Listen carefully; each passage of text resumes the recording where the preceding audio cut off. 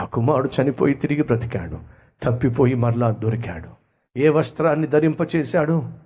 ప్రశస్త వస్త్రము. అంటే అర్థం తెలుసా? తప్పిపోయిన ఒక వ్యక్తి తనను బాగు చేయగలిగినటువంటి దేవుని దగ్గరికి వచ్చినప్పుడు దేవుడు ధరింపచేసే వస్త్రమే ప్రశస్త వస్త్రము.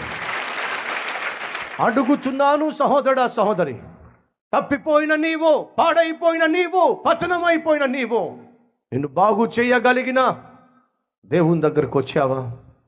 నీ జీవితానికి విలువను ఇవ్వగలిగిన ఆ దేవుని సంధికి తిరిగి వచ్చి, ప్రభువా నువ్వు లేకుండా నేను బ్రతకలేను, నీవు లేని జీవితము వ్యర్థము అని పశ్చాత్తాపంతో నీ జీవితాన్ని దేవునికి అప్పగించావా?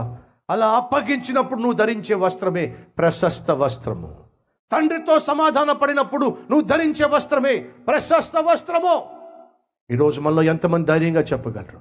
ఒకప్పుడు పాపిష్టివాడిగా జీవించాను, తిరుగుబోతుగా, త్రాగుబోతుగా, నా ఇష్టానుసారంగా జీవించాను, కానీ నా తప్పు తెలుసుకొని తిరిగి వచ్చేసాను, దేవుడు నాకు ప్రశస్త వస్త్రాన్ని ధరింపచేశాడు. ఈరోజు నేను నా దేవునితో ఉన్నాను, నా దేవుని యొక్క సన్నిధిలో ఎదుగుతున్నాను. చెప్పగలవా?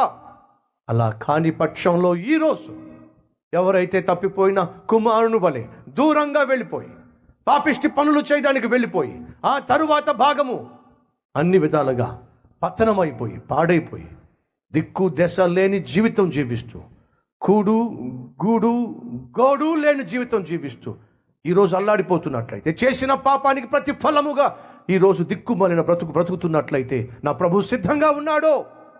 నువ్వు తిరిగి వస్తే నిన్ను అంగీకరించడానికి, నీ జీవితాన్ని బాగు చేసి ప్రశస్త వస్త్రము ధరింపచేసి మళ్ళీ నిన్ను తన కుమారునిగా ఘనపరచడానికి నా దేవుడు సిద్ధంగా ఉన్నాడు. తిరిగి రావడానికి నువ్వు సిద్ధంగా ఉన్నావా?